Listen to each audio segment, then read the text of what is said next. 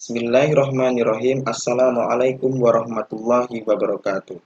Alhamdulillah, pada kesempatan hari ini kita masih berjumpa kembali dalam pembelajaran daring ya. Pada hari ini kita akan mempelajari tentang pembelajaran keempat, yaitu tentang muatan bahasa Indonesia. Simpulan teks laporan. Di simpulan teks laporan ini kemarin kita sudah menyinggung-nyinggung juga tentang simpulan teks laporan ya. Mari kita sama-sama menyimak apa itu simpulan teks laporan. Simpulan teks laporan.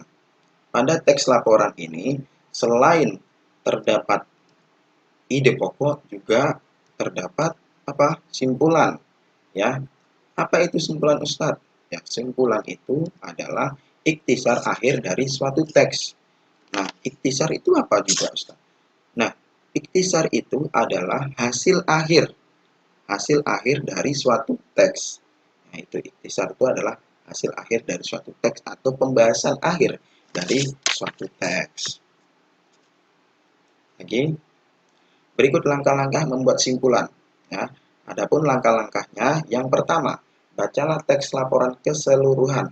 Nanti Ustadz akan kasih Anda contoh teks laporan itu, coba nanti baca secara keseluruhan ya, dan kemudian temukan informasi penting yang terdapat dalam teks.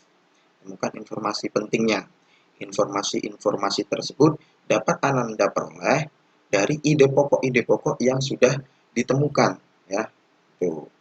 Terus hubungkan semua yang kamu peroleh menjadi satu pernyataan. Nah, misalnya nih, ada ide pokok pertama ya, ada ide pokok pertama, ide pokoknya ini, kedua ini, ketiga ini. Seperti yang semalam cara kita membuat hasil laporan secara diagram. Itu kan ide pokoknya ada satu, ada dua, ada tiga, ada empat. Nah, seperti itu caranya.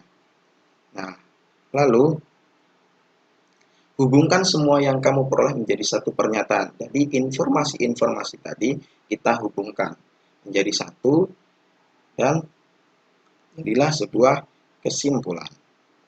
Teks laporan memuat ya. Teks laporan memuat ini terdapat informasi umum dan informasi khusus. Informasi umum ini didapat ya, kita dapatkan melalui secara langsung. Ya, kalau khusus ini kita dapatkan, kita harus digali dulu, kita harus mempelajari dahulu, baru kita tahu mana informasi khusus itu. Ya. Nah, adapun di sini Ustadz sudah masih menyediakan contoh teks bacaan. Bacalah teks berikut. Banyak petani di Indonesia yang memilih untuk menanam jagung dibandingkan dengan tanaman lain sebagai alternatif tanaman padi. Hal tersebut dikarenakan cara menanam jagung cukup mudah dan masa tanaman jagung juga relatif lebih cepat. Tanaman jagung dapat dipanen 3 hingga 4 kali dalam setahun. Tidak heran jika banyak petani memilih untuk menanam jagung saat pergantian musim tanam padi. Nah, apa kesimpulan dari teks tersebut? Nah, coba apa kesimpulan dari teks tersebut yang sudah kita sama-sama baca?